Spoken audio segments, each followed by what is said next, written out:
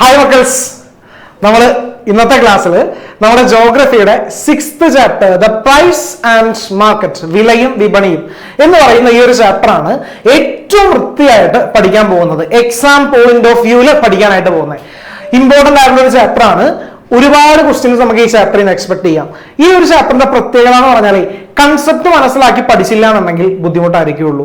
അതല്ലെങ്കിൽ വെറുതെ ഒരു തട്ടിക്കൂട്ട് പഠിപ്പൊക്കെ പഠിക്കാനാണെന്നുണ്ടെങ്കിൽ അവിടെ നിന്നൊക്കെ പഠിച്ച് ഒന്നും ഇല്ലാത്തത് പോലെയുമായി പോകും. കൃത്യമായിട്ട് കൺസെപ്റ്റ് മനസ്സിലാക്കി ഒരൊറ്റ പ്രാവശ്യം പഠിച്ചാൽ ഈ സംഭവം എപ്പോഴും നമ്മുടെ കൂടെ ഉണ്ടാവും. ഇനി ഒരു വർഷം കഴിഞ്ഞാൽ, അടുത്ത വർഷം ആയി കഴിഞ്ഞാൽ ആ കൺസെപ്റ്റ് മറന്നു പോകില്ല. ഇനി നിങ്ങൾ +1 കൊമേഴ്സ് ഒക്കെ എടുത്താണ് അവിടെ പഠിക്കുന്നുണ്ടെന്നുണ്ടെങ്കിൽ അവിടെ നമുക്ക് എക്കണോമിക്സ് എന്ന് പറയുന്ന ഒരു സബ്ജക്ട് ഉണ്ട്. ആ ഒരു സബ്ജക്റ്റിൽ പഠിക്കാനുള്ള സെയിം കാര്യങ്ങളും ഈ ചാപ്റ്ററിൽ ഉണ്ട്. അപ്പോൾ നമുക്ക് ഒട്ടും സമയം കളയാതെ നമ്മുടെ ചാപ്റ്ററിലോട്ട് പോകാം. നിർബന്ധമായിട്ടും ചാപ്റ്ററിലോട്ട് പോകുന്നതിന് മുമ്പ് നിങ്ങളുടെ കയ്യിൽ നോട്ട്ബുക്ക് ഉണ്ടാവണം. നമ്മൾ പറയുന്ന ഇമ്പോർട്ടന്റ് ആയിട്ടുള്ള ചോദ്യങ്ങൾ ഒന്ന് നോട്ട് ചെയ്തും പോകണം കേട്ടോ. ഓക്കെ, എന്താണ് പ്രൊഡക്ഷൻ പ്രോസസ് അഥവാ ഉൽപാദന പ്രക്രിയ എന്ന് ചോദിച്ചു കഴിഞ്ഞിട്ടുണ്ടെന്നുണ്ടെങ്കിൽ the factors which are used in the production process are called inputs and input goods, and the producing using these input goods are called output. അതായത് പ്രൊഡക്ഷൻ എന്ന് പറഞ്ഞിട്ടുണ്ടെങ്കിൽ നമ്മുടെ ഇൻപുട്ട് ഗുഡ്സിനെ ഘടക നിവേശങ്ങൾ എന്ന് പറയും.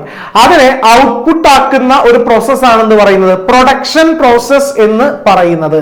ഓക്കെ, അപ്പോ ഉപയോഗിച്ച് ഈ നിവേശങ്ങൾ ഉപയോഗിച്ച് നിർമ്മിക്കുന്ന വസ്തുക്കളെയാണെന്ന് പറയുന്നത് ഉൽപ്പന്നങ്ങൾ അഥവാ ഔട്ട്പുട്ട് എന്ന് അവിടെ വിളിക്കുന്നത്. ഇനി the process of converting input into output is called production. എന്റെ ഒപ്പം പറഞ്ഞു നോക്കി, the conversion of അല്ലെങ്കിൽ the converting input into output is called production. എന്താണ് ഉൽപാദനം എന്ന് ചോദിച്ചു കഴിഞ്ഞിട്ടുണ്ടെന്നുണ്ടെങ്കിൽ ഇത്രയേ ഉള്ളൂ.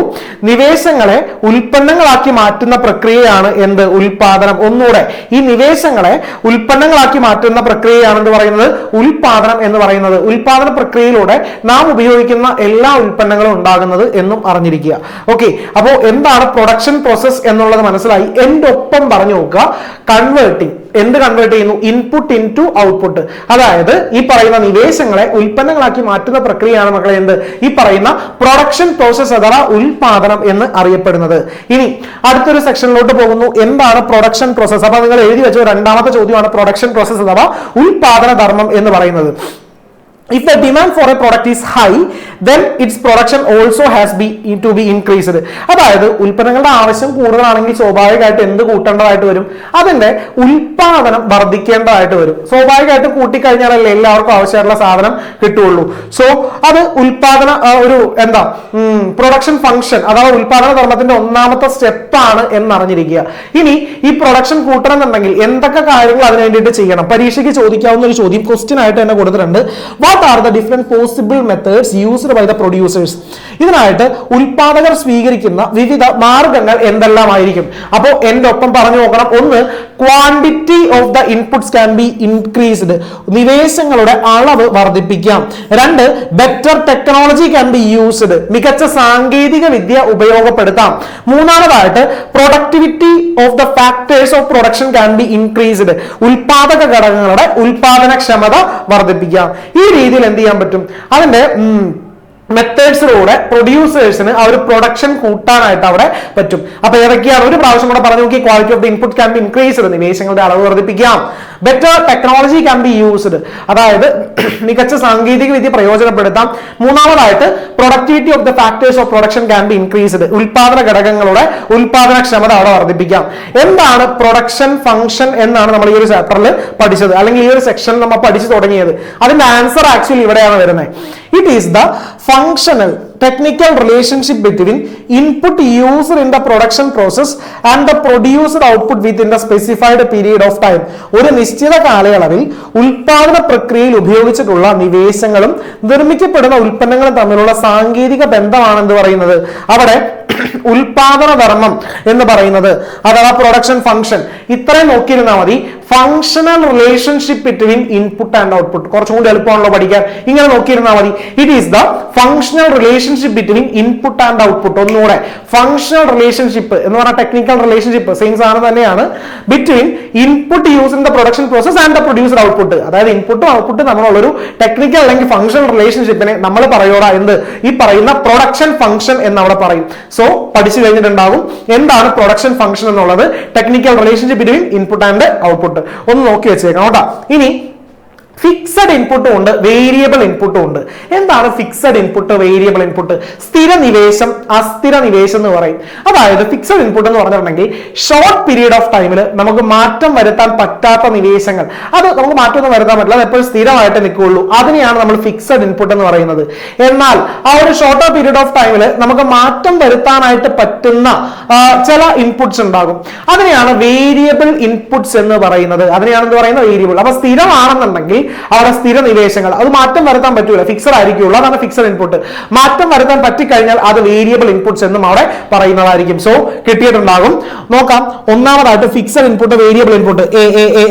It is not possible to change the quantity of all input within a short period of time. Such input which cannot be changed, underline ചെയ്ത് വെച്ചോളണം, which cannot be changed in a short period of time are called fixed input. അതായത് short period of ടൈമിൽ എന്തൊക്കെ ചെയ്താലും നമുക്ക് പെട്ടെന്ന് മാറ്റം വരുത്താൻ പറ്റാത്തതാണ് ഫിക്സഡ് ഇൻപുട്ട് എന്ന് പറയുന്നത്. അതിന് എക്സാമ്പിൾസ് ആണ് land, organisation etcetera are the examples of fixed input. ചുരുങ്ങിയ കാലയളവിൽ അളവില് മാറ്റം വരുത്താൻ പറ്റാത്ത നിവേശങ്ങളാണെന്ന് പറയുന്നത് ഫിക്സഡ് ഇൻപുട്ട് എന്ന് വിളിക്കുന്നത്, അഥവാ സ്ഥിര നിവേശങ്ങൾ എന്ന് വിളിക്കുന്നത്. എക്സാമ്പിൾ ഭൂമി, സംഘാടനം മുതലായവയാണെന്ന് പറയുന്നത്. അതിന് എക്സാമ്പിൾ ആയിട്ട് അവിടെ പറയുന്നത്. ഓക്കെ, അപ്പൊ പരീക്ഷയ്ക്ക് ഇങ്ങനെ ചോദിക്കാം, difference between fixed and variable. Fixed എന്ന് പറഞ്ഞാൽ മാറ്റം വരുത്താൻ പറ്റാത്തത്, അപ്പൊ മാറ്റം വരുത്താൻ പറ്റുന്നത് ആരായിരിക്കും? വേരിയബിൾ ഇൻപുട്സ് ആയിരിക്കുള്ളൂ. പഠിച്ചു വെച്ചേക്കണം കേട്ടോ, സിമ്പിൾ ആണ്. സോ അടുത്തതിലോട്ട് പോകുന്നു. But in a short period of time the quantity of output can be increased by changing the quantity of labour, capital etcetera. Such input the quantity of which can be changed within a short period of time are called variable input. ഒന്നുമില്ല, നമ്മൾ നേരത്തെ പറഞ്ഞ same സാധനം. ഒരു short period of ടൈമിൽ നമുക്ക് മാറ്റം വരുത്താൻ പറ്റുന്നതാണെന്നുണ്ടെങ്കിൽ അതിന് പറയുന്നതാണെന്ത്? വേരിയബിൾ ഇൻപുട്ട് എന്ന് പറയുന്നത്. സോ ഫിക്സഡ് ആണെങ്കിൽ മാറ്റം വരുത്താൻ പറ്റാത്തത്. അതിന് എക്സാമ്പിൾ ആണ് ഏതൊക്കെ പറഞ്ഞത്? അവിടെ ലാൻഡ്, ഓർഗനൈസേഷൻ എന്നൊക്കെ പറഞ്ഞത്. ഇനി ഇപ്പുറത്താകുമ്പോൾ ഷോർട്ട് പീരീഡ് ഓഫ് ടൈമിൽ നമുക്ക് മാറ്റം വരുത്താൻ പറ്റുന്നത്, ഒരു ഹ്രസ്വ കാലയളവിൽ നമുക്ക് മാറ്റം വരുത്താൻ പറ്റിയതാണെന്നുണ്ടെങ്കിൽ അതിന് പറയുന്നതാണ് വേരിയബിൾ, അഥവാ എന്താണ്, അസ്ഥിര നിവേശം എന്നൊക്കെ അവിടെ പറയുന്നത്. അതിന് എക്സാമ്പിൾ മാത്രം നോക്കിയിരുന്നാൽ മതി. അതിന് എക്സാമ്പിൾ ആണ് ലേബർ, ക്യാപിറ്റൽ, ഈ പറയുന്ന സാധനങ്ങളെല്ലാം. മൂലധനം, തൊഴിൽ, ഈ പറയുന്ന സാധനം നമുക്ക് കുറച്ച് സമയം കൊണ്ട് മാറ്റം വരുത്താനായിട്ട് പറ്റൂലേ. സോ അതിനെയാണ് എന്ത് പറയുന്നത്? അവിടെ വേരിയബിൾ ഇൻപുട്ട് എന്ന് പറയുന്നത്. നിങ്ങൾ ഇങ്ങനെ ചിന്തിച്ചാൽ മതി, പഠിക്കുന്ന സമയത്താണെന്നുണ്ടെങ്കിൽ നമുക്ക് ഇപ്പൊ പെട്ടെന്നാണ് എക്സാം വരാൻ പോകുന്നത്. സോ നമുക്ക് എന്തൊക്കെയാണ് അവിടെ ഫിക്സഡ് ഇൻപുട്ട് ആയിട്ടുള്ളത്? നമ്മുടെ കയ്യിൽ ഉള്ള സമയം അവിടെ ഫിക്സഡ് ഇൻപുട്ട് ആണ്. അത് കൂട്ടാനോ കുറയ്ക്കാനോ എന്ത് ചെയ്യില്ല, ഈ ഒരു സമയത്തിന്റെ ഇടയിൽ നമുക്ക് അവിടെ പറ്റൂല. പക്ഷെ അവിടെ വേരിയബിൾ ഇൻപുട്ട് നമുക്ക് വേറെ എന്ത് ചെയ്യാനും പറ്റും? അവിടെ വേരിയബിൾ ഇൻപുട്ട് നമുക്ക് ഈ ടൈം യൂട്ടിലൈസ് ചെയ്യുന്ന കാര്യത്തിൽ നമുക്ക് വേരിയേഷൻ വരുത്താൻ പറ്റും. എല്ലാവർക്കും 24 hours ആണുള്ളത്. സോ ഈ 24 hours യൂട്ടിലൈസ് ചെയ്യുന്ന കാര്യത്തിൽ നമുക്ക് എന്ത് ചെയ്യാൻ പറ്റും? അവിടെ വേരിയേഷൻ വരുത്താൻ പറ്റും. അത് ഫിക്സഡ്, വേരിയബിൾ ഇൻപുട്ട് രണ്ടിന് നമുക്ക് നമ്മുടെ റിയൽ ലൈഫിൽ എക്സാമ്പിൾ ആയിട്ട് എടുത്ത് പറയാൻ പറ്റുന്നതാണ്. പെട്ടെന്ന് കണക്ട് ചെയ്യാൻ ഒരെണ്ണം പറഞ്ഞതേ ഉള്ളൂ കേട്ടോ. സോ മാറ്റം വരുത്താൻ പറ്റാത്തത് ഫിക്സഡ് ഇൻപുട്ട്, മാറ്റം വരുത്താൻ പറ്റുന്നത് വേരിയബിൾ ഇൻപുട്ട്. അറിഞ്ഞിരിക്കുക. Consumption and consumer. എന്താണ് കൺസംഷൻ? നമുക്ക് എന്തെങ്കിലും ഒരു ആവശ്യമുണ്ട്, ആ ഒരു ആവശ്യം നടത്താനായിട്ട് നമുക്ക് ഒരു സംഭവം വേണം. ആ ഒരു സംഭവം കൊണ്ട് നമ്മുടെ ആവശ്യം നടത്താൻ പറ്റി കഴിഞ്ഞിട്ടുണ്ടെങ്കിൽ അതിനെയാണോ നമ്മൾ എന്ത് പറയുന്നത്? കൺസംഷൻ എന്ന് പറയുന്നത്. ഈ ഒരു സാധനം മേടിച്ച് ഉപയോഗിക്കുന്ന ആളെ നമ്മൾ പറയുന്നതാണ് കൺസ്യൂമർ. നമ്മൾ മുമ്പ് പഠിച്ചിട്ടുണ്ട് ഈ സെയിം സാധനം. ഓക്കെ, അപ്പൊ കൺസംഷൻ അഥവാ ഉപഭോഗം എന്താണെന്ന് ചോദിച്ചാൽ buying and using of goods and service to fulfil one's needs is called consumption. മനുഷ്യൻ തന്റെ ആവശ്യങ്ങൾ നിറവേറ്റുന്നതിനായിട്ട് സാധനങ്ങളും സേവനങ്ങളും വാങ്ങി ഉപയോഗിക്കുകയാണെന്നുണ്ടെങ്കിൽ അതിനെ പറയൂടാ കൺസംഷൻ എന്നുള്ളത്. ആരാണ് കൺസ്യൂമർ? ഈ പറയുന്ന ഒരു സാധനം മേടിച്ച് ഉപയോഗിക്കുന്ന ഒരാളുണ്ടാവില്ലേ, അയാളെ പറയുന്നതാണ് എന്ത് പറയുന്നത്? കൺസ്യൂമർ എന്ന് പറയുന്നത്. എനിക്ക് എഴുതാനായിട്ട് പേന ആവശ്യമാണ്, പേന മേടിക്കുന്നു, എഴുത്ത് എന്നതിന്റെ ആവശ്യം നടന്നു, അതാണ് കൺസംഷൻ. പേന മേടിച്ച ഞാൻ ആണ് കൺസ്യൂമർ എന്ന് പറയുന്നത്. ഇതിലും സിമ്പിൾ ആയിട്ട് ഇത് പറയാനില്ല. ഓക്കെ, അപ്പൊ നമുക്കൊരാവശ്യമുണ്ട്, സാക്ഷാത്കരിക്കാൻ ഒരു സാധനം വേണം. അപ്പോൾ ഒരു സാധനം നമ്മൾ മേടിക്കുന്നു, നമ്മുടെ ആവശ്യം നിറവേറ്റുന്നു. അപ്പോൾ ആ ഒരു സംഭവത്തെ പറയുന്നതാണ് കൺസംഷൻ. ഇത് മേടിക്കുന്ന ആളെ നമ്മൾ പറയുന്ന പേരാണ് ഉപഭോക്താവ് അഥവാ കൺസ്യൂമർ എന്ന് പറയുന്നത്. സോ പഠിച്ചിട്ടുണ്ടാകും ആ ഒരു സെക്ഷൻ.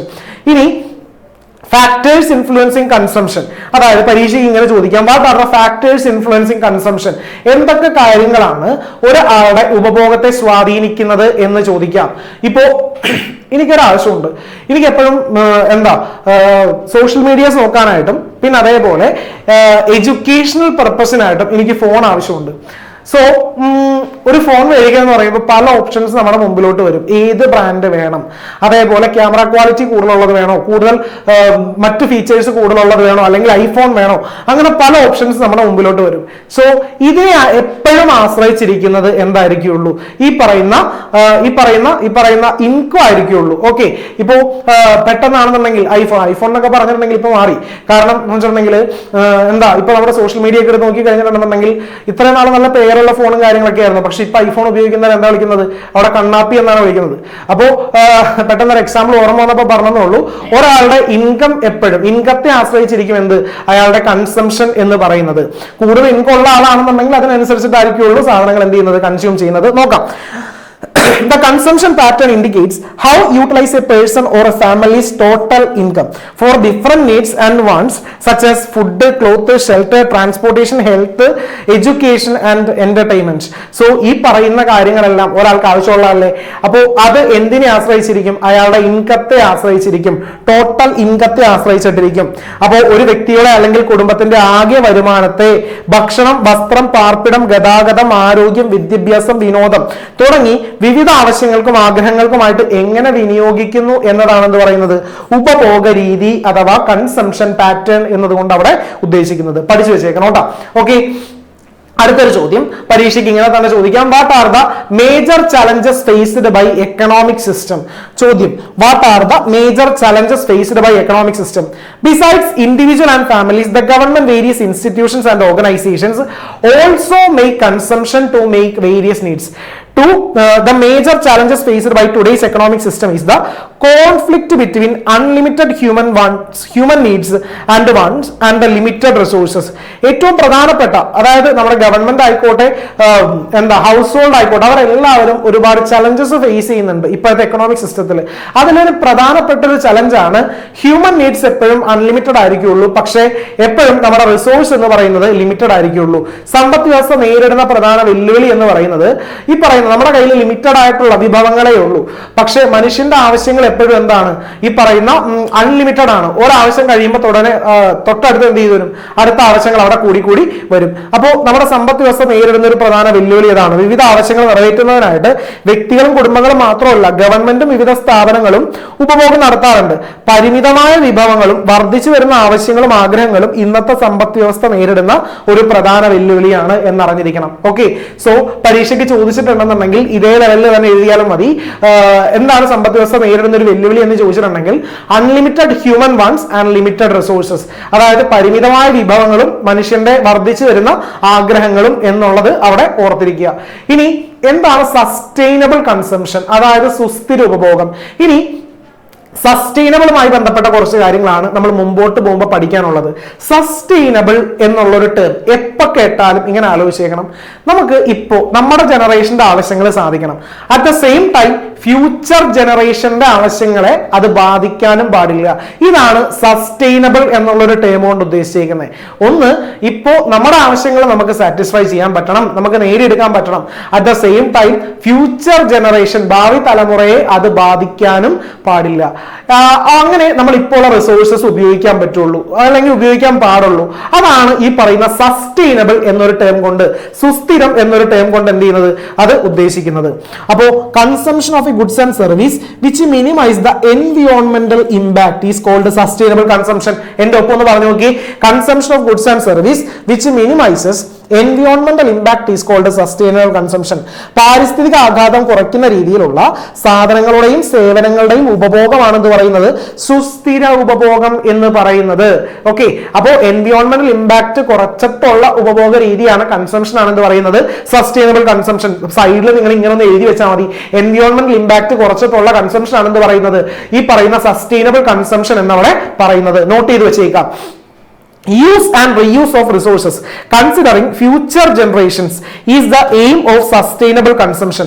ഭാവി തലമുറയ്ക്കായിട്ട് കരുതി വെച്ചുകൊണ്ടുള്ള വിഭവങ്ങളുടെ ഉപയോഗ അല്ലെങ്കിൽ പുനരുപയോഗ ക്രമമാണ് സുസ്ഥിര ഉപയോഗത്തിലൂടെ ലക്ഷ്യമിടുന്നത്. ഞാൻ നേരത്തെ പറഞ്ഞ പോലെ നമ്മൾ നമ്മളെ പറ്റി മാത്രം ചിന്തിച്ചാൽ പോരാ, നമ്മുടെ ഫ്യൂച്ചർ ജനറേഷനെ കുറിച്ചിട്ട് കൂടെ നമ്മൾ എന്ത് ചെയ്യണം, അവിടെ ചിന്തിക്കണം. സോ അതാണ് അവിടെ എന്ത് പറയുന്നത്, ഈ പറയുന്ന സുസ്ഥിര ഉപഭോഗം അഥവാ സസ്റ്റൈനബിൾ കൺസംഷൻ എന്നുള്ള ലെവലിൽ അവിടെ പറയുന്നത്.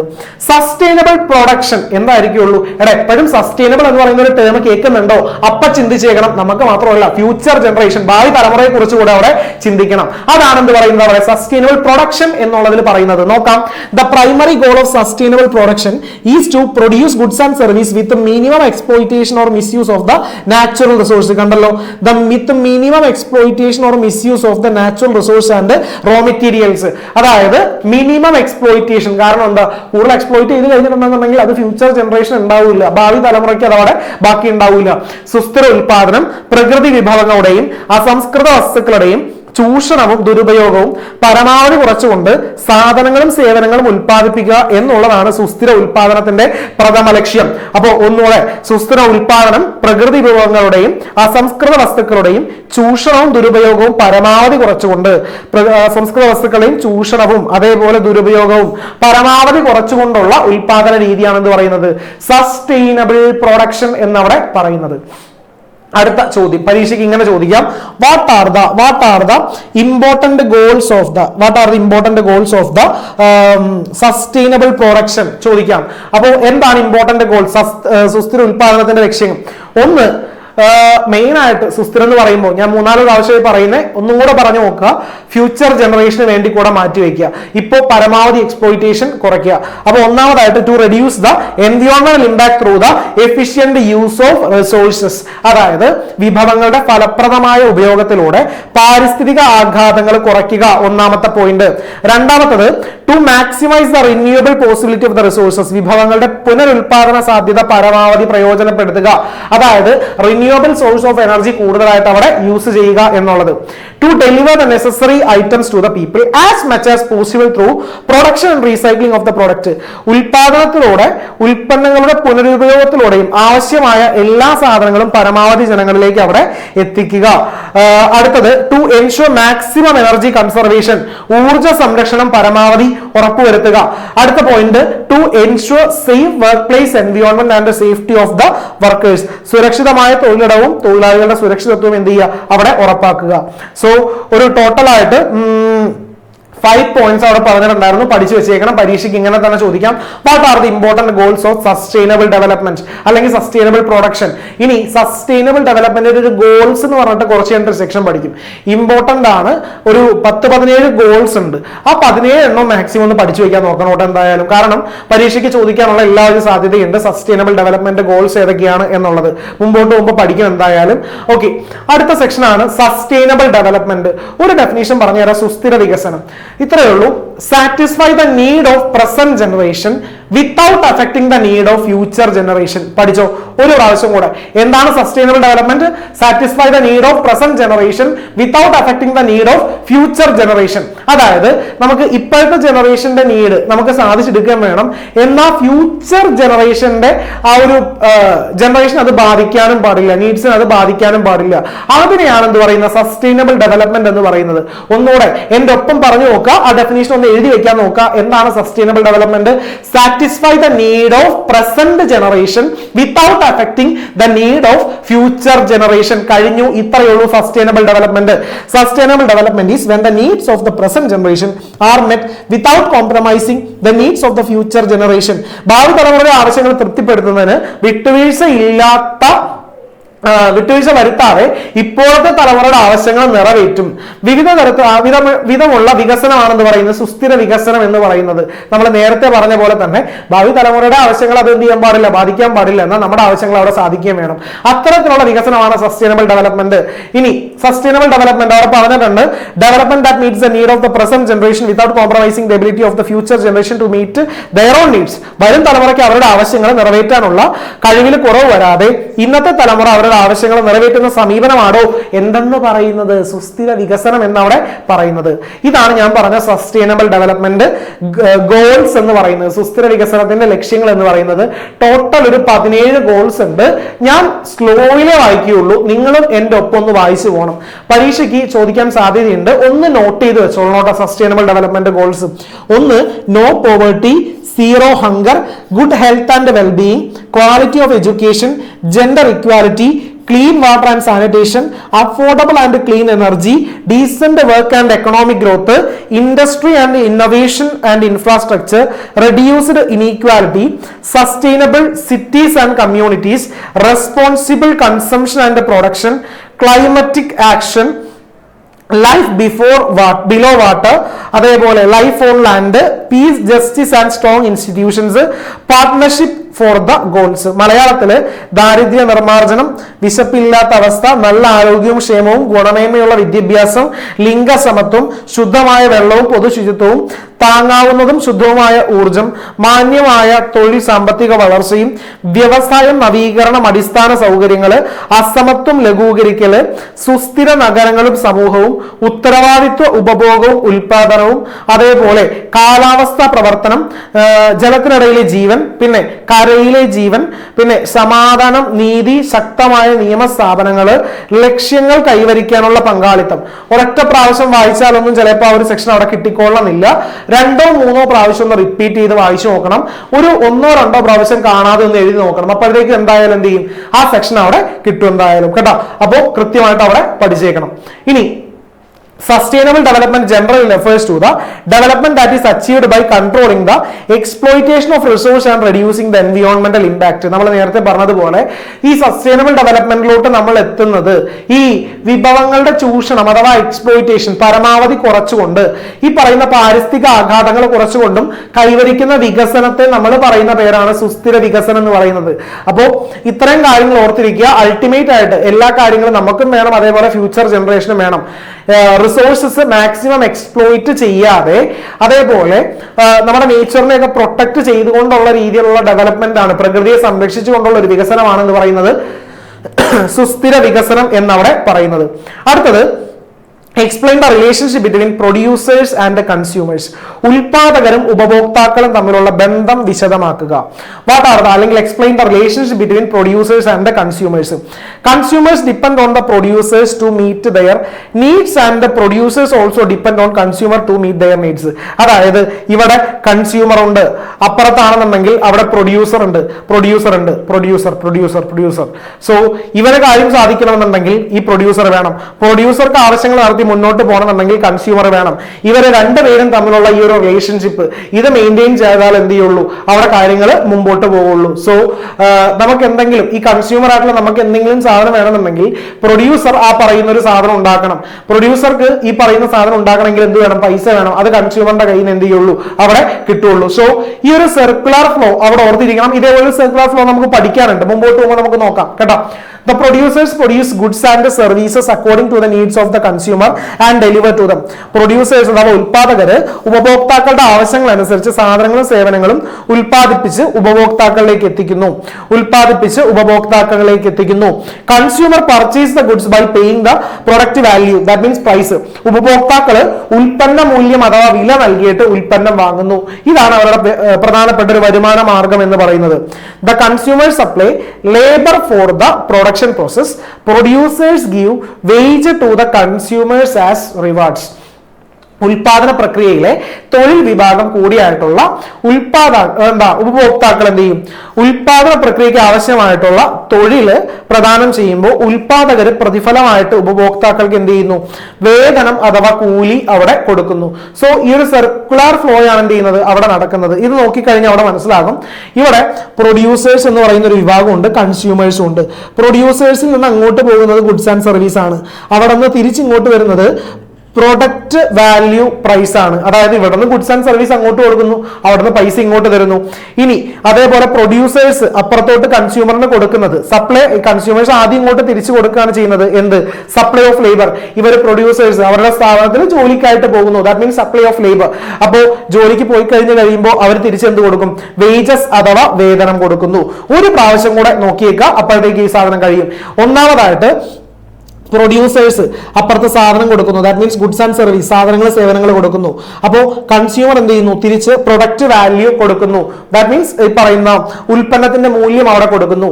ഇനി ഏറ്റവും ആദ്യം അടിയിൽ പ്രൊഡ്യൂസേഴ്സ്, കൺസ്യൂമർ എന്ത് കൊടുക്കുന്നു, supply of labour, that means അവിടെ തൊഴിൽ പ്രദാനം ചെയ്യുന്നു, ജോലി അങ്ങോട്ട് കൊടുക്കുന്നു. ജോലി ചെയ്ത് കഴിഞ്ഞിട്ടുണ്ടെന്നുണ്ടെങ്കിൽ പ്രൊഡ്യൂസേഴ്സ് ഇപ്പുറത്തോട്ട് തിരിച്ചെന്ത് കൊടുക്കുന്നു, അവിടെ വേതനം അഥവാ കൂലി അവിടെ കൊടുക്കുന്നു എന്നറിഞ്ഞിരിക്കുക. ഇത്രയും കാര്യങ്ങളേ ഉള്ളൂ അവിടെ പഠിക്കാനായിട്ട്. അടുത്തത് what are the features of market, അതായത് വിപണി എന്താണ്. വിപണി എന്ന് പറഞ്ഞിട്ടുണ്ടെങ്കിൽ, മാർക്കറ്റ് എന്ന് പറഞ്ഞിട്ടുണ്ടെങ്കിൽ ഈ പറയുന്ന സാധനങ്ങൾ ആവശ്യമുള്ള ആൾക്കാരും സാധനങ്ങൾ വിൽക്കാനുള്ള ആൾക്കാരും അസംബിൾ ചെയ്യുന്ന, ഒന്നിച്ചു കൂടുന്ന ഒരു സ്ഥലത്തെ നമ്മൾ എന്ത് വിളിക്കും, മാർക്കറ്റ് എന്ന് വിളിക്കും. അപ്പോൾ മാർക്കറ്റ് എന്താണെന്ന് ചോദിച്ചാൽ എത്രയേ ഉള്ളൂ, സാധനങ്ങൾ വിൽക്കാനുള്ള ആൾക്കാരും സാധനങ്ങൾ മേടിക്കാനുള്ള ആൾക്കാരും അങ്ങോട്ടേക്ക് വരും. എന്നിട്ട് അവർ സാധനങ്ങൾ മേടിക്കുകയും വിൽക്കുകയും ചെയ്യുന്ന ആ ഒരു പ്ലേസിനെയാണ് നമ്മൾ എന്ത് പറയുന്നത്, മാർക്കറ്റ് എന്ന് പറയുന്നത്. ഓക്കെ, പണ്ട് മാർക്കറ്റ് എന്ന് പറയുന്ന ഒരു കൺസെപ്റ്റും വിട്ടിട്ട് ഇപ്പൊ മാർക്കറ്റ് എന്ന് പറയുന്ന കൺസെപ്റ്റ് കുറെ കൂടെ വൈഡർ ആണ്, വലുതാണ്. കാരണം ഓൺലൈൻ മാർക്കറ്റുകളൊക്കെ ഇപ്പൊ എന്താണ്, അവിടെ വളരെ സുലഭമാണെന്നുള്ള കാര്യം അവിടെ അറിഞ്ഞിരിക്കുക. നോക്കാം, what are the features of the market. ഒന്ന്, ഗുഡ്സ് ആർ ബീൻ സോൾഡ്, അതായത് സാധനങ്ങൾ വിപണനം ചെയ്യപ്പെടുന്നു. രണ്ട്, there are people who buy goods, സാധനങ്ങൾ വാങ്ങാനായിട്ട് അവിടെ ആളുകൾ ഉണ്ടാകും. അപ്പോൾ ഇതാണ് മാർക്കറ്റിന്റെ പ്രധാനപ്പെട്ട രണ്ട് സവിശേഷതകൾ എന്ന് പറയുന്നത്. ഗുഡ്സ് വിൽക്കുന്നു, ഗുഡ്സ് മേടിക്കാനുള്ള ആൾക്കാരും അവിടെയുണ്ട്. അപ്പോൾ ബയ്യേഴ്സും അതേപോലെ സെല്ലേഴ്സും എവിടെ ഉണ്ടാകും, നമ്മുടെ മാർക്കറ്റിൽ ഉണ്ടാകും എന്ന് അവിടെ അറിഞ്ഞിരിക്കുക. അടുത്തത്, what are the general characteristics of market, വിപണിയുടെ പൊതുവായിട്ടുള്ള സവിശേഷതകൾ എന്തൊക്കെയാണോ എന്നുള്ളതാണ് അടുത്തായിട്ട് പഠിക്കാൻ പോകുന്നത്. പൊതു സവിശേഷതകളാണ്. ഒന്ന്, there will be buyers and sellers of the product, എന്ന് പറഞ്ഞാൽ ഉൽപ്പന്നങ്ങൾ വാങ്ങുന്നവരും വിൽക്കുന്നവരും അവിടെ ഉണ്ടായിരിക്കും. രണ്ട്, the price of the goods is determined, സാധനങ്ങളുടെ വില അവിടെ നിശ്ചയിക്കപ്പെടുന്നു. അത് മാർക്കറ്റ് കണ്ടീഷൻ അനുസരിച്ചിട്ടാണ് എന്ത് ചെയ്യുന്നത്, വില നിശ്ചയിക്കപ്പെടുന്നത്. അപ്പോൾ ഓരോ ദിവസത്തെ മാർക്കറ്റ് കണ്ടീഷൻസും സിറ്റുവേഷൻസും അനുസരിച്ചിട്ട് ഈ വില എപ്പോഴും എന്ത് ചെയ്തുകൊണ്ടിരിക്കും, മാറിക്കൊണ്ടിരിക്കും. ഫോർ എക്സാമ്പിൾ ഗോൾഡ്, പിന്നെ ചിക്കന്റെ വില എന്ന് പറയുന്നത് എന്താ, ഓരോ ദിവസം തോറും മാറിക്കൊണ്ടിരിക്കുന്നതാണ്. Buyers and sellers have equally importance, വാങ്ങുന്നവരും വിൽക്കുന്നവർക്കും അവിടെ തുല്യ പ്രാധാന്യമുണ്ട്, അറിഞ്ഞിരിക്കുക കേട്ടോ. കഴിഞ്ഞു. അടുത്തത് ഒരു 2 പോയിന്റ് കൂടിയുണ്ട്. there is an opportunity to select goods, ഒരു മാർക്കറ്റിൽ ഒരേപോലെയുള്ള ഒരുപാട് അല്ലെങ്കിൽ ഓരോ കാറ്റഗറിയിൽ പെട്ട ഒരുപാട് ഗുഡ്സ് ഉണ്ടാകും. സോ അത് തെരഞ്ഞെടുക്കാനായിട്ടുള്ള അവകാശം അവിടെ ഈ പറയുന്ന ബയ്യേഴ്സിനുണ്ട്. അടുത്തത്, there will be marketing techniques, വിപണന തന്ത്രങ്ങൾ എന്ത് ചെയ്യുന്നു, അവിടെ നിലനിൽക്കുന്നു എന്നറിഞ്ഞിരിക്കുക. ഇനി മാർക്കറ്റിലെ ഈ പ്രൈസിനെ ഡിറ്റർമൈൻ ചെയ്യുന്ന ഫാക്ടേഴ്സ് ആണ് എന്ന് നമുക്ക് വേണമെങ്കിൽ പറയാം ഡിമാൻഡും അതേപോലെ സപ്ലൈയും. പ്രൈസ് ഡിറ്റർമിനേഷൻ ഇൻ മാർക്കറ്റ്, അതായത് മാർക്കറ്റിലെ വില നിർണയം, അത് വിപണിയിൽ ഡിമാൻഡിനെയും സപ്ലൈയും എന്ന് പറയുന്ന 2 ടേമിനെ ആശ്രയിച്ചിട്ടിരിക്കും. ആ ഒരു കൺസെപ്റ്റ് ആണ് നമ്മൾ ഇനി പഠിക്കാനായിട്ട് പോകുന്നത്. അതില് വില നിർണയം വിപണിയിൽ, ചോദനം, പ്രധാനം, സന്തുലിത വില, ഈ പറയുന്ന കാര്യങ്ങളെ ആശ്രയിച്ചിട്ടിരിക്കും. അതില് എന്താണ് ഡിമാൻഡ് അഥവാ ചോദനം എന്നുള്ള സെക്ഷൻ നമുക്ക് നോക്കാം. അതില് ഡിമാൻഡ് എന്ന് പറഞ്ഞിട്ടുണ്ടെന്നുണ്ടെങ്കിൽ it is the desire for a commodity backed up by the willingness and ability to pay, സാധനങ്ങൾ മേടിക്കാനുള്ള ഒരു ആഗ്രഹവും നമുക്ക് അതിന്റെ വില കൊടുക്കാനായിട്ടുള്ള ഒരു കഴിവും, അതിനെയാണ് നമ്മൾ എന്ത് പറയുന്നത്, ഡിമാൻഡ് എന്ന് പറയുന്നത്. ഒന്നുകൂടെ പറയാം, നമുക്ക് സാധനങ്ങൾ മേടിക്കാനുള്ള ഒരു ആഗ്രഹവും അതേപോലെ അതിന്റെ പൈസ കൊടുക്കാനുള്ള ഒരു കഴിവുമാണ് എന്ത് പറയുന്നത് അവിടെ ഡിമാൻഡ് എന്ന് പറയുന്നത്. ഒരു സാധനത്തിന് വില കൊടുക്കാനുള്ള കഴിവ്, സന്നദ്ധത എന്നിവയുടെ പിൻബലത്തോട് കൂടിയ ആഗ്രഹത്തെ ചോദനം എന്ന് പറയുന്നു. എനിക്കൊരു സാധനം മേടിക്കാനുള്ള ആഗ്രഹം നന്നായിട്ടുണ്ട്, പക്ഷെ എനിക്ക് എന്റെ കയ്യിൽ അതിനുള്ള പൈസ ഇല്ല, അങ്ങനെയാണെങ്കിൽ അതിന് ഡിമാൻഡ് എന്ന് പറയോ, ഇല്ല. ഓക്കെ, അപ്പോൾ ഇത് രണ്ടും ഉണ്ടെന്നുണ്ടെങ്കിൽ അതിന് എന്തെന്ന് പറയാൻ പറ്റുള്ളൂ, ഡിമാൻഡ് എന്ന് പറയാനായിട്ട് പറ്റുള്ളൂ. ഡിമാൻഡ് ഷെഡ്യൂൾ എന്താണ്, ഈ ഒരു ഉൽപ്പന്നത്തിന്റെ വിലയും അതിന്റെ ഡിമാൻഡ്, ദാറ്റ് മീൻസ് ക്വാണ്ടിറ്റി ഡിമാൻഡുമായിട്ട് കാണിക്കുന്ന ഒരു ടേബിളിനെ നമ്മൾ പറയുന്നതാണ് ഡിമാൻഡ് ഷെഡ്യൂൾ അഥവാ ചോദന പട്ടിക എന്ന് പറയുന്നത്. അപ്പോൾ വിവിധ വിലകളിൽ പ്രദാനം ചെയ്യുന്ന അല്ലെങ്കിൽ വിവിധ വിലകളിൽ ചോദനം ചെയ്യപ്പെടുന്ന, ഡിമാൻഡ് ചെയ്യപ്പെടുന്ന ഉൽപ്പന്നത്തിന്റെ അളവുകളാണ് എന്ത് പറയുന്നത്, അവിടെ ചോദന പട്ടിക എന്ന് പറയുന്നത്, ഡിമാൻഡ് ഷെഡ്യൂൾ എന്ന് പറയുന്നത്.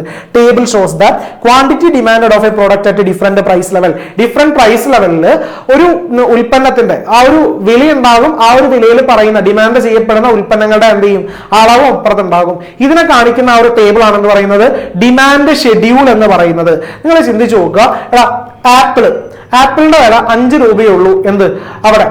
അപ്പോ 5 രൂപയുള്ള സമയത്ത് എന്ത് ചെയ്യുന്നുണ്ട്, 50 പേര് ഈ പറയുന്ന ആപ്പിൾ മേടിക്കുന്നുണ്ട് എന്ന് ചിന്തിക്കുക. 10 രൂപയായി കഴിഞ്ഞപ്പോൾ എന്ത് ചെയ്തു? 40 ആയി. 15 രൂപയായി കഴിഞ്ഞപ്പോൾ അത് 30 ആയി. 20 ആയി കഴിഞ്ഞപ്പോൾ അത് 20 ആയിട്ട് നിൽക്കുകയാണ്.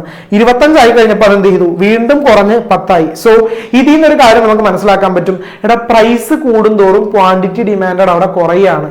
ഒന്നുകൂടെ, പ്രൈസ് കൂടുന്തോറും ക്വാണ്ടിറ്റി ഡിമാൻഡ് എന്ത് ചെയ്യാണ്? അവിടെ കുറയുകയാണ്. അപ്പോൾ പ്രൈസ് കൂടുന്തോറും ഉൽപ്പന്നത്തിന്റെ ഡിമാൻഡ് ചിലപ്പോൾ എന്ത് ചെയ്യാം? അവിടെ കുറയാം. അപ്പോൾ ഏത് ഉൽപ്പന്നം ആയിക്കോട്ടെ, അതിന് എക്സംഷൻസ് ഉണ്ട് കേട്ടോ. സ്വർണ്ണത്തിനൊക്കെ ആണെന്നുണ്ടെങ്കിൽ ചിലപ്പോൾ പ്രൈസ് കൂടുന്തോറും അതിന്റെ ഡിമാൻഡ് എന്ത് ചെയ്യുള്ളൂ? കൂടുള്ളൂ. കാരണം ഇങ്ങനൊരു കൺസെപ്റ്റ്, അതായത് സ്വർണ്ണത്തിന് ഇനിയും തന്നെ കൂടിയാലോ എന്നൊരു കൺസെപ്റ്റ് ആണ്. അത് എക്സംഷൻ കേസ് ആണ്. പക്ഷേ ഭൂരിഭാഗം ഉൽപ്പന്നങ്ങൾ എടുത്ത് നോക്കി കഴിഞ്ഞിട്ടുണ്ടെങ്കിലും പ്രൈസ് കൂടുന്തോറും ഡിമാൻഡ് എന്ത് ചെയ്തുകൊണ്ടിരിക്കും? അവിടെ കുറഞ്ഞുകൊണ്ടിരിക്കും എന്ന് അറിഞ്ഞിരിക്കുക. അപ്പോ ഈ പ്രൈസും ക്വാണ്ടിറ്റി ഡിമാൻഡും ഇൻവേഴ്സ്ലി റിലേറ്റഡ് ആണ് കേട്ടോ. ഇൻവേഴ്സ്ലി റിലേറ്റഡ് ആണെന്ന് അറിഞ്ഞിരിക്കുക. ഡിമാൻഡ് കർവ് എന്താണെന്ന് ചോദിച്ചാൽ ഇത്രയും പറഞ്ഞാൽ മതി. എടാ, it is the graphical representation of demand schedule. ഒന്നുകൂടെ, it is the graphical representation of demand schedule എന്ന് പറഞ്ഞാൽ എന്താണ്? ഒന്നുമില്ല. ഈ ഡിമാൻഡ് ഷെഡ്യൂൾ എന്ന് പറഞ്ഞൊരു പെട്ടി ഉണ്ടായില്ലേ, അതൊരു ഗ്രാഫ് ആയിട്ട് വരച്ചാൽ അതാണോ ഡിമാൻഡ് കർവ് അഥവാ ചോദന വക്രം. ഒന്നുകൂടെ, എന്താണ് ഡിമാൻഡ് കർവ് എന്ന് ചോദിച്ചാൽ, എടാ, തൊട്ട് മുമ്പ് നമ്മൾ കണ്ടൊരു ഡിമാൻഡ് ഷെഡ്യൂൾ ഉണ്ടായില്ലേ, ഒരു ടേബിൾ ഉണ്ടായില്ലേ, ആ ടേബിൾ നമ്മളൊരു ഗ്രാഫ് ആയിട്ട് വരച്ചാൽ അതിനെ പറയുന്നതാണോ ഡിമാൻഡ് കർവ് അഥവാ ചോദന വക്രം എന്നവിടെ പറയുന്നത്. When demand schedule is presented as a graph it is called demand curve. ഒന്നുകൂടെ, when demand schedule is presented as graph it is called demand curve. ചോദന പട്ടിക ഗ്രാഫ് രൂപേണ അവതരിപ്പിക്കുമ്പോൾ ലഭ്യമാകുന്നതാണ് ചോദന വക്രം എന്ന് പറയുന്നത്. തൊട്ട് മുമ്പ് നമ്മൾ കണ്ട ആ ഒരു ഗ്രാഫിൽ വരച്ചേക്കുന്ന ആ ഒരു പിക്ചർ ആണ് ഈ കാണിച്ചേക്കുന്നത്. അപ്പോൾ ആ ടേബിള് ഗ്രാഫിക്കൽ രൂപത്തിൽ വരച്ചാൽ അതിനെ പറയുന്നതാണ് ഡിമാൻഡ് കർവ് എന്ന് പറയുന്നത് അറിഞ്ഞിരിക്കുക. The demand curve slope downward from left to right. ചോദന വക്രം ഇടത് മുകളിൽ നിന്ന് വലത് താഴേക്ക് ചരിഞ്ഞിരിക്കുന്നു. This shows the inverse relationship between price and quantity demand of a product. ഇത് ചോദനം ചെയ്യപ്പെടുന്ന ഉൽപ്പന്നത്തിന്റെ അളവും വിലയും തമ്മിൽ വിപരീത ബന്ധത്തെയാണ് അതെന്ത് ചെയ്യുന്നത്? അവിടെ സൂചിപ്പിക്കുന്നത് എന്ന് അവിടെ അറിഞ്ഞിരിക്കുക. അടുത്തൊരു ടേമാണ് സപ്ലൈ എന്ന് പറയുന്നത്. സപ്ലൈ നോക്കാം, എന്താണ് സപ്ലൈയിൽ പഠിക്കാനുള്ളതെന്ന്. Supply, the producers or the sellers makes available goods and service in the market according to the needs of the consumer. The quantity of the goods and service made available in the market by the sellers is called supply. ഉൽപാദകർ അല്ലെങ്കിൽ വിൽപ്പനക്കാര് ഉപഭോക്താവിന്റെ ആവശ്യകതയനുസരിച്ച് സാധനങ്ങളും സേവനങ്ങളും വിപണിയിൽ ലഭ്യമാക്കുന്നു. വിൽപ്പനക്കാർ വിപണിയിൽ ലഭ്യമാക്കുന്ന സാധനങ്ങളുടെയും സേവനങ്ങളുടെയും അളവാണെന്ന് പറയുന്നത് സപ്ലൈ എന്ന് പറയുന്നത്. ഓക്കെ, അളവാണ് പ്രധാനം എന്ന് പറയുന്നത്. അപ്പോൾ ആവശ്യമുള്ള സാധനങ്ങൾ മാർക്കറ്റിലേക്ക് എത്തിക്കുന്ന ആ ഒരു കൺസെപ്റ്റിനെയാണെന്ന് പറയുന്നത് സപ്ലൈ അഥവാ പ്രധാനം എന്നുള്ളത് കൊണ്ട് അവിടെ ഉദ്ദേശിക്കുന്നത് കേട്ടോ. ഇപ്പൊ നമുക്ക് ഒരുപാട് സാധനങ്ങൾ ആവശ്യമുണ്ട്, അത് മാർക്കറ്റിലേക്ക് വിൽപ്പനക്കാർ എത്തിക്കുന്നു. ആ എത്തിക്കുന്ന പ്രോസസ് ആണെന്ന് പറയുന്നത് സപ്ലൈ എന്ന് പറയുന്നത്. The supply of A commodity is it's quantity ready to be sold in the market at a given price for a specified period of time. ഒരു നിശ്ചിത വിലയ്ക്ക് നിർദ്ദിഷ്ട അല്ലെങ്കിൽ നിശ്ചിത കാലയളവിൽ വിൽപ്പനയ്ക്ക് വേണ്ടി വെക്കുന്ന ഒരു സാധനത്തിന്റെ അളവിനെ ആ സാധനത്തിന്റെ പ്രധാനം എന്ന് പറയുന്നു. സംശയമില്ലല്ലോ. ഇപ്പോ നാം മാർക്കറ്റിൽ വിൽക്കാനായിട്ട് കൊണ്ടുവന്നേക്കുന്ന എന്തെങ്കിലും ഒരു ഐറ്റം, ഓക്കെ, നിങ്ങൾക്ക് എന്ത് സംഭവം വേണമെങ്കിലും അവിടെ എക്സാമ്പിൾ ആയിട്ട് എടുക്കാം. ആ എത്തിച്ചേക്കുന്നത് അത്രയും സാധനം മാർക്കറ്റിൽ ആവശ്യമായിട്ടുള്ളത് കൊണ്ടായിരിക്കില്ലേ. സോ ആ എത്തിച്ചേക്കുന്ന അളവിനെയാണ് എന്ത് പറയുന്നത് അവിടെ സപ്ലൈ എന്ന് പറയുന്നത്. എന്ത് പറയുന്നത്? സപ്ലൈ എന്ന് പറയുന്നത്. നമുക്ക് എന്ത് വേണമെങ്കിലും എക്സാമ്പിൾ ആയിട്ട് എടുക്കാം. ഫോൺ എടുക്കാം, അല്ലെങ്കിൽ വെജിറ്റബിൾസ് എടുക്കാം, ഫ്രൂട്ട്സ് എടുക്കാം. ഈ പറയുന്ന സംഭവങ്ങളെല്ലാം മാർക്കറ്റിലേക്ക് ഡിമാൻഡ് അനുസരിച്ചിട്ട് എത്തിക്കുന്നു. ആ എത്തിക്കുന്ന സംഭവമാണെന്ന് പറയുന്നത് ആ സപ്ലൈ എന്നുള്ളത് കൊണ്ട്, പ്രധാനം എന്നുള്ളത് കൊണ്ട് ഉദ്ദേശിക്കുന്നത്. സപ്ലൈ ഷെഡ്യൂളും സപ്ലൈ കർവും ഇനി നമ്മൾ പഠിക്കാൻ പോവുകയാണ്. എന്താ സപ്ലൈ ഷെഡ്യൂൾ എന്ന് ചോദിച്ചു കഴിഞ്ഞിട്ടുണ്ടെങ്കിൽ, ഒരു സൈഡില് സപ്ലൈ, അപ്പുറത്തെ സൈഡിൽ പ്രൈസ്, ഈ രണ്ടും കാണിച്ചിരിക്കുന്ന ഒരു ടേബിൾ ആയിരിക്കും എന്ത്? സപ്ലൈ ഷെഡ്യൂൾ എന്ന് പറയുന്നത്. അപ്പോ ഒരു സൈഡില് ക്വാണ്ടിറ്റി സപ്ലൈഡും കാണിച്ചിട്ടുണ്ടാവും, അപ്പുറത്തെ സൈഡിൽ അതിന്റെ വിലയും കാണിച്ചിട്ടുണ്ടാവും. അപ്പോ ഇങ്ങനെ കാണിച്ചിരിക്കുന്ന ഒരു സംഗതിയെ പറയുന്നതാണ് എന്ന് പറയുന്നത് സപ്ലൈ ഷെഡ്യൂൾ എന്ന് പറയുന്നത്. അപ്പൊ എന്തുമായിരിക്കും സപ്ലൈ കർവ്? ഈ സപ്ലൈ ഷെഡ്യൂൾ ഉപയോഗിച്ചുകൊണ്ട് നമ്മൾ വരയ്ക്കുന്ന ഒരു കർവ് ആയിരിക്കും എന്ത്? സപ്ലൈ കർവ് എന്ന് പറയുന്നത്.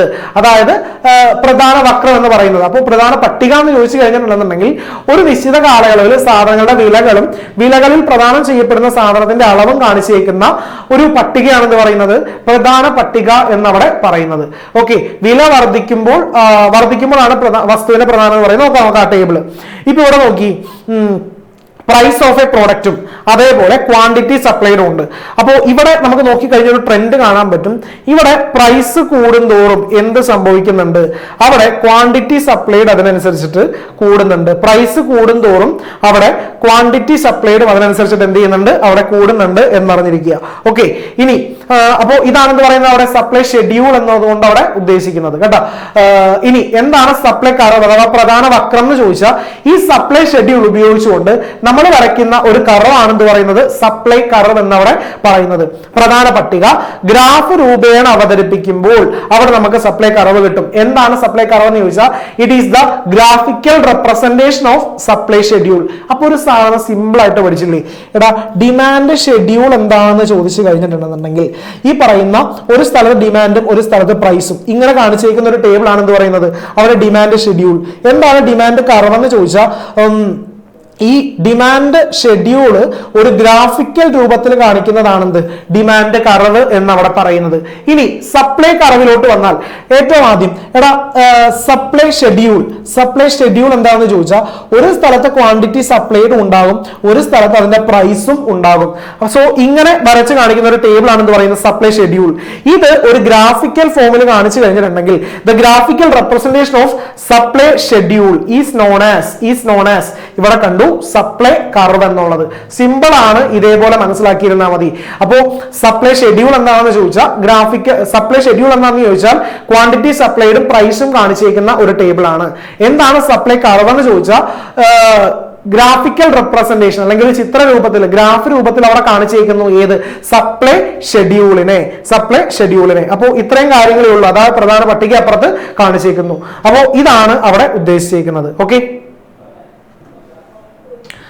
ഓക്കെ, അപ്പോ ഡിമാൻഡ് കർവ് ഡിമാൻഡ് ഷെഡ്യൂൾ സംശയമില്ല, സപ്ലൈ കർവ് സപ്ലൈ ഷെഡ്യൂൾ സംശയമില്ല.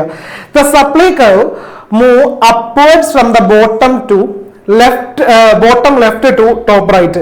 അത് ഈ ഒരു പിക്ചർ നോക്കിയിട്ടുണ്ടെങ്കിൽ നമുക്ക് എന്ത് ചെയ്യാൻ പറ്റും അവിടെ കാണാനായിട്ട് പറ്റും. ഇങ്ങനെയാണ് എന്ത് ചെയ്തേക്കുന്നത് ഈ സപ്ലൈ കർവ് അവിടെ വന്നേക്കുന്നത്. നേരത്തെ വരച്ചിരുന്ന ഡിമാൻഡ് കർവ് എങ്ങനെയായിരുന്നു, അത് ഇങ്ങനെയായിരുന്നു വന്നുകൊണ്ടിരുന്നത്, ഡിമാൻഡ് കർവ് എന്ന് പറഞ്ഞിട്ട്. സിമ്പിൾ ആയിട്ട് പെട്ടെന്ന് തന്നെ കാണിച്ചതേ ഉള്ളൂ. പ്രധാന വക്രം ഇടത്ത് താഴെ നിന്ന് വലത്ത് മുകളിലേക്ക് ഉയർന്നു പോകുന്നതായിട്ട് അവിടെ കാണുന്നു. This shows the direct relationship between quantity supplied as its price. ഇത് പ്രദാനം ചെയ്യപ്പെടുന്ന ഉൽപ്പന്നത്തിന്റെ അളവും വിലയും തമ്മിലുള്ള നേർബന്ധത്തെ സൂചിപ്പിക്കുന്നു. അപ്പോൾ നേരത്തെ ഡിമാൻഡും പ്രൈസും ആണെന്നുണ്ടെങ്കിൽ അവിടെ എന്ത് ചെയ്യുന്നുണ്ട്, പ്രൈസ് കൂടുന്ന സമയത്ത് അവിടെ ഡിമാൻഡ് ചിലപ്പോൾ അവിടെ കുറയുന്നുണ്ട്. പക്ഷേ സപ്ലൈ ആണെന്നുണ്ടെങ്കിലോ സപ്ലൈ കൂടുന്തോറും അവിടെ പ്രൈസ് കൂടുന്തോറും സപ്ലൈ എന്ത് ചെയ്യുന്നുണ്ട്, കൂടുന്നുണ്ട്. സോ ഇവിടെ അത് ഡയറക്റ്റ് റിലേഷൻഷിപ്പ് ആണ്, അവിടെ അത് ഇൻവേഴ്സ് റിലേഷൻഷിപ്പ് ആണ്, അതായത് വിപരീത ബന്ധമായിരുന്നു എന്നുകൂടെ അറിഞ്ഞിരിക്കുക കേട്ടോ. കഴിഞ്ഞു. അടുത്തത് ഇക്വിലിബ്രിയം പ്രൈസ്. ഇക്വിലിബ്രിയം പ്രൈസ് എന്ന് പറഞ്ഞിട്ടുണ്ടെങ്കിൽ ഈ ക്വാണ്ടിറ്റി സപ്ലൈയും ഈ ഡിമാൻഡും കൂടെ ഈക്വൽ ആകുന്ന ഒരു പോയിന്റ് ഉണ്ടാകും. അതിന് നമ്മൾ പറയുന്നതാണോ ഇക്വിലിബ്രിയം പ്രൈസ് എന്ന് പറയുന്നത്. അപ്പോൾ ഒരു ഗ്രാഫ് വരച്ചിട്ടുണ്ടെങ്കിൽ സിമ്പിൾ ആയിട്ട് അത് മനസ്സിലാകും. ഇതില് ഇങ്ങനെ വരച്ചിട്ടുണ്ട്. ഇതില് സെന്ററിൽ വരച്ചിരിക്കുന്ന ഈ ഒരു പോയിന്റ് ഇതിലായിരിക്കൂലേ സ്വാഭാവികമായിട്ടും ഈ പറയുന്ന ഡിമാൻഡും അതേപോലെ സപ്ലൈയും എന്ത് ചെയ്യുന്നത് ഈക്വൽ ആയിട്ട് അവിടെ വരുന്നത്. സപ്ലൈയും അതേപോലെ ഡിമാൻഡും ഈക്വൽ ആയിട്ട് വരുന്നത്. ഈ പോയിന്റിനെ നമ്മൾ പറയുന്നതാണ് ഇക്വിലിബ്രിയം പോയിന്റ് എന്ന് പറയുന്നത്. ഇക്വിലിബ്രിയം പ്രൈസ് എന്ന് അവിടെ അറിയപ്പെടാൻ പോകുന്നത്. ഗ്രാഫ് മുമ്പോട്ട് പോകുമ്പോൾ കാണിച്ചു തരാം കേട്ടോ. ഓക്കെ, അപ്പോ yes, the price of a product is determined by the forces of the demand and the supply in the market. അതായത് വിപണിയിൽ ചോദനത്തിന്റെയും പ്രധാനത്തിന്റെയും പരസ്പര പ്രവർത്തന ഫലമായിട്ടാണ് ഒരു ഉൽപ്പന്നത്തിന്റെ വില നിശ്ചയിക്കപ്പെടുന്നത്. അത് എന്ത് ഉൽപ്പന്നം ആയിക്കോട്ടെ, മാർക്കറ്റിൽ അതിനുള്ള ഡിമാൻഡ് സപ്ലൈ ഇതിനെ ബേസ് ചെയ്തിട്ടാണ് എന്ത് ചെയ്യുന്നത് അതിന്റെ വില നിശ്ചയിക്കപ്പെടുന്നത്. The price at which the demand and supply are equal is called equilibrium price. പ്രധാനവും ചോദനവും തുല്യമാകുന്ന അവസ്ഥയിൽ നിലനിൽക്കുന്ന വിലയെ സന്തുലിത വില അഥവാ ഇക്വിലിബ്രിയം പ്രൈസ് എന്നവിടെ പറയും. ഇതൊന്ന് നോക്കിക്കഴിഞ്ഞാൽ കാണാൻ പറ്റും. ഇത് നോക്കി, ഡിമാൻഡും സപ്ലൈയും ഡി ആണ് ഡിമാൻഡ് കർവ്, എസ് ആണ് അവിടെ സപ്ലൈ കർവ് എന്ന് പറയുന്നത്. സോ അവിടെ പ്രൈസ് എന്ന് പറയുന്നത് 15 ആണ്, 30 ആണ് അവിടുത്തെ എന്തെന്ന് പറയുന്നത് ഡിമാൻഡ് ആൻഡ് സപ്ലൈ എന്ന് അവിടെ പറയുന്നത്. സോ ആ ഒരു പോയിന്റ് ആണ് ഡിമാൻഡും സപ്ലൈയും ഈക്വൽ ആയിട്ട് വരുന്നത്. അതിനെയാണ് നമ്മൾ ഇക്വിലിബ്രിയം പോയിന്റ് എന്ന് അവിടെ പറയുന്നത്. The conditions in which demand and supply are not equal, അത് ഈക്വൽ അല്ലാത്ത സമയത്ത് അതിനെ അസന്തുലിതാവസ്ഥ അഥവാ ഡിസ് ഇക്വിലിബ്രിയം എന്ന് അവിടെ പറയും. ഒന്നുകൂടെ, അത് ഈക്വൽ അല്ലാത്ത സമയത്ത് അതിനെ അസന്തുലിതാവസ്ഥ അഥവാ ഡിസ് ഇക്വിലിബ്രിയം എന്നും എന്ത് ചെയ്യുന്നു അവിടെ പറയുന്നു, അറിഞ്ഞിരിക്കുക. അടുത്തത് ചാപ്റ്ററിലെ ലാസ്റ്റ് ടോപ്പിക്കുകളാണ്. എന്താണ് മാർക്കറ്റിംഗ് ടെക്നിക് എന്ന് പറയുന്നത്? മാർക്കറ്റിംഗ് ടെക്നിക് എന്ന് പറഞ്ഞാൽ ഇപ്പോ മാർക്കറ്റിൽ അവൈലബിൾ ആയിട്ടുള്ള ഏതെങ്കിലും ഒരു പ്രോഡക്റ്റ് അതിന്റെ സെയിൽ കൂട്ടാനായിട്ട് വേണ്ടി അവർ നടത്തുന്ന ഏതൊരു ആക്ടിവിറ്റീസിനെയും നമുക്ക് എന്ത് വിളിക്കാം? വിപണന തന്ത്രങ്ങൾ എന്ന് വിളിക്കാം. അതായത് മാർക്കറ്റിംഗ് ടെക്നിക് എന്ന് അവിടെ വിളിക്കാം. Marketing technique is A plan to achieve sales target of the producers by understanding the needs of the consumer. ഉപഭോക്താക്കളുടെ ആവശ്യം മനസ്സിലാക്കിയിട്ട് ഉൽപാദകര് അവരുടെ വിൽപ്പന ലക്ഷ്യങ്ങൾ കൈവരിക്കുന്നതിനായിട്ടുള്ള പദ്ധതിയാണെന്ന് പറയുന്നത് വിപണന തന്ത്രങ്ങൾ എന്ന് പറയുന്നത്. ഓക്കെ, ഇനി വില നിയന്ത്രണം വിപണിയിൽ, price control in the market. ഒരു ലിമിറ്റ് വിട്ട് പ്രൈസ് കൂടിപ്പോയി കഴിഞ്ഞിട്ടുണ്ടെങ്കിൽ പ്രശ്നമാണ്. സോ അത് കൺട്രോൾ ചെയ്യേണ്ടത് ഗവൺമെന്റിന്റെ റെസ്പോൺസിബിലിറ്റി ആണ്. സോ ഇത് കൺട്രോൾ ചെയ്ത് നിർത്താനായിട്ട് ഗവൺമെന്റ് ചെയ്യുന്ന ചില കാര്യങ്ങളുണ്ട്. അതൊക്കെയാണ്. അതിന് എക്സാമ്പിൾ ആണ് ഈ പറയുന്ന പബ്ലിക് ഡിസ്ട്രിബ്യൂഷൻ സിസ്റ്റം, പൊതുവിതരണ കേന്ദ്രം, റേഷൻ കടകളൊക്കെ നമ്മൾ കേട്ടിട്ടുണ്ടാകും. അതാണ് price control in the market. അപ്പോൾ മാർക്കറ്റിലെ പ്രൈസ് കൂടിപ്പോയി കഴിഞ്ഞാലും ഇത് മേടിക്കാൻ പറ്റാത്ത സാധാരണക്കാരെ സപ്പോർട്ട് ചെയ്യാനായിട്ടാണ് ഗവൺമെന്റ് എന്ത് നടത്തുന്നത്? ഈ റേഷൻ കടകൾ പോലെയുള്ള സംഗതികൾ നടത്തുന്നത്. Rising price of the product can cause inconvenience to the consumers. ഉൽപ്പന്നങ്ങളുടെ വില ഉയരുന്ന സാഹചര്യം തീർച്ചയായിട്ടും ഉപഭോക്താക്കൾക്ക് ബുദ്ധിമുട്ടുണ്ടാക്കുന്നു. So the government have an important role to play in the controlling the price of the essential goods. അതുകൊണ്ട് തന്നെ സാധനങ്ങളുടെ വില ക്രമാതീതമായിട്ട് ഉയരാതെ നിയന്ത്രിച്ചു കൊണ്ടുപോകുന്നതിൽ ഗവൺമെന്റുകൾക്ക് സുപ്രധാനമായിട്ടുള്ളൊരു പങ്കാണ് അവിടെ ഉള്ളത്. The government distribute essential goods in the limited quantities at price lower than the market price. Market പ്രൈസിനേക്കാൾ കുറഞ്ഞ പ്രൈസിൽ ഗവൺമെന്റ് എന്ത് ചെയ്യും? ജനങ്ങൾക്ക് ഏറ്റവും കൂടുതൽ അത്യാവശ്യമുള്ള ഉൽപ്പന്നങ്ങൾ ഉണ്ടല്ലോ, അത് ഈ പറയുന്ന പബ്ലിക് ഡിസ്ട്രിബ്യൂഷൻ സിസ്റ്റംസ് വഴിയായിട്ട് ഗവൺമെന്റ് കൊടുക്കും. മെയിൻ ആയിട്ട് ജനക്ഷേമം ഉറപ്പാക്കാനായിട്ടാണ് ഗവൺമെന്റ് ഇത്തരം നടപടികൾ സ്വീകരിക്കുന്നത്. ഗവൺമെന്റ് പൊതുജനക്ഷേമം മുന്നിൽ കണ്ടുകൊണ്ട് പൊതുവിപണിയിലെ വിലയേക്കാൾ കുറഞ്ഞ വിലയിൽ ആവശ്യ വസ്തുക്കൾ നിയന്ത്രിത അളവിൽ പൊതുവിതരണ സംവിധാനങ്ങൾ വഴി ജനങ്ങളിലേക്ക് എത്തിച്ച് കൊടുക്കാറുണ്ട്. അടുത്ത ടേമാണ് ഡിജിറ്റൽ മാർക്കറ്റിംഗ്. എന്താണെന്നുള്ളത് ഡിജിറ്റൽ മാർക്കറ്റിംഗ്. എന്താണ് ഡിജിറ്റൽ മാർക്കറ്റിംഗ് എന്ന് പറഞ്ഞിട്ടുണ്ടെങ്കിൽ ഈ ഓൺലൈൻ ആയിട്ട് ഡിജിറ്റൽ ചാനൽസ് വഴിയായിട്ട് മാർക്കറ്റിംഗ് അതല്ലെങ്കിൽ ഈ അഡ്വർടൈസിങ് അതേപോലെയുള്ള കാര്യങ്ങൾ ചെയ്യുന്നതാണ് ഇത് ഡിജിറ്റൽ മാർക്കറ്റിംഗ് എന്നതുകൊണ്ട് അവിടെ ഉദ്ദേശിക്കുന്നത്. Goods and service.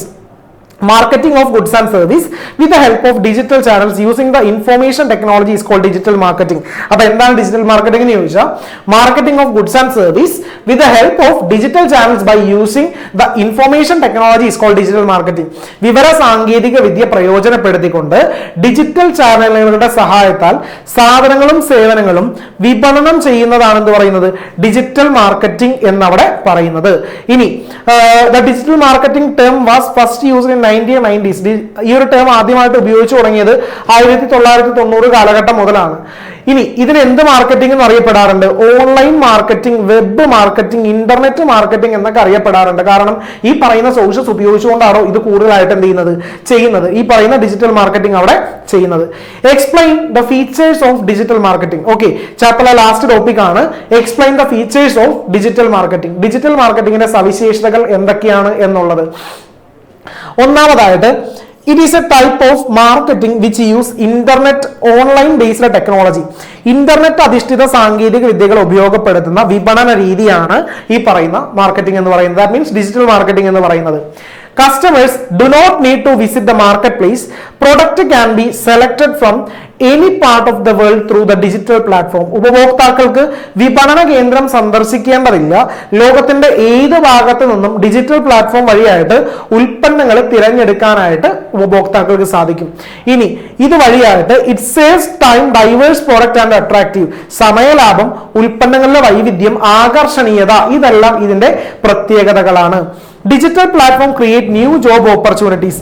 ഡിജിറ്റൽ പ്ലാറ്റ്ഫോമുകൾ വഴിയായിട്ട് പുതിയ രീതിയിലുള്ള തൊഴിൽ അവസരങ്ങൾ എന്ത് ചെയ്യുന്നുണ്ട്? അവിടെ സൃഷ്ടിക്കപ്പെടുന്നുണ്ട്. അപ്പോൾ ഇത്രയും കാര്യങ്ങളാണ് നമുക്ക് ഈ ഒരു ചാപ്റ്ററിൽ പഠിക്കാനായിട്ടുള്ളത്. അപ്പോൾ അത്യാവശ്യം ഇമ്പോർട്ടന്റ് ആയിട്ടുള്ള ചാപ്റ്റർ ആണ്. കുറച്ചധികം കണ്ടന്റ്സ് ഉണ്ട്. അപ്പോൾ ഇതിന് എങ്ങനെയൊക്കെയാണ് ചോദ്യങ്ങൾ വരുന്നത് എന്നുള്ള കാര്യങ്ങളാണ് എന്ത് ചെയ്തത് നമ്മൾ ഈ ഒരു ചാപ്റ്ററിൽ അവിടെ പറഞ്ഞത്. അപ്പൊ എല്ലാവരും നല്ല അടിപൊളിയായിട്ട് പഠിക്കുക. ഓക്കെ, അപ്പോൾ നമുക്ക് തൊട്ടടുത്തൊരു ചാപ്റ്റർ ആയിട്ട് നമുക്ക് അടുത്ത ദിവസം അടുത്ത ക്ലാസ്സിൽ കാണാം. സോ അതുവരെ ടാറ്റാ.